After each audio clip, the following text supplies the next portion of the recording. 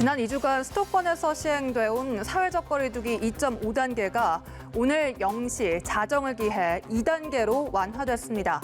사회적 피로도가 극심한 데다 소상공인과 자영업자들의 피해가 큰 상황을 고려한 조치인데요. 오늘의 그래픽 뉴스, 거리두기 완화 경제 효과는입니다. 이번 하향 조치의 핵심, 각종 다중이용시설의 영업 제한을 완화한 데 있습니다. 지난 2주간 밤 9시 이후엔 포장과 배달 주문만 받을 수 있었던 음식점은 정상 영업이 가능해졌고, 프랜차이즈형 커피 전문점과 제과 제빵점 등에서도 매장 내 음식물 섭취가 허용됐습니다. 물론 출입자 명부 작성, 테이블 간격 유지 등의 방역 수칙을 의무적으로 지켜야 하는데요. 운영이 중단됐던 헬스장 등의 실내 체육시설과 중소형 학원도 방역 수칙을 지킨다는 조건 아래 문을 열었습니다. PC방의 경우도 고위험 시설에서 제외되면서 영업을 할 수 있게 됐습니다. 다만 유흥주점과 노래방 등 11개의 고위험 시설의 운영은 계속해서 중단되는데요. 실내 50인 이상, 실외 100인 이상이 모이는 집합과 모임, 행사에 대해서도 집합이 모두 금지됩니다.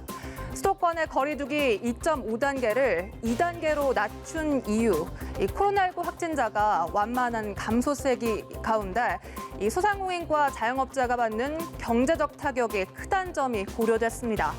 실제로 올해 7월 자영업자는 554만여 명으로 지난해 같은 달보다 12만 7천 명 감소한 것으로 나타났습니다.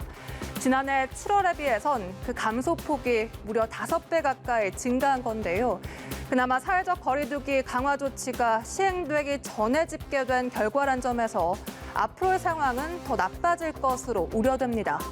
또한 자영업자가 많은 도소매, 숙박, 음식업의 취업자가 올해 1월부터 8개월 연속 이렇게 감소한 것으로 나타났습니다.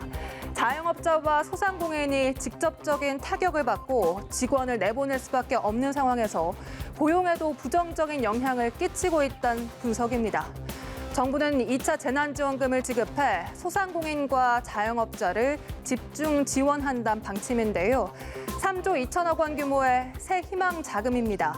코로나19 재확산 이후 매출이 감소한 소상공인은 100만 원을 지급받고 거리두기 강화로 문은 열었지만 영업시간이 줄어든 업종에는 150만 원, 그리고 영업을 하지 못한 곳에는 200만 원이 지급됩니다.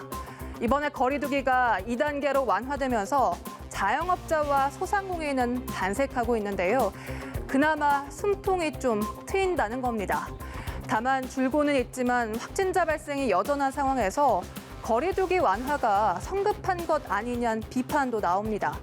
감염 경로를 파악할 수 없는 확진자가 4명 중 1명꼴로 나오고 있는 상황에서 자칫 확진자가 더 증가할 경우 경제 효과가 미미할 수 있다는 겁니다.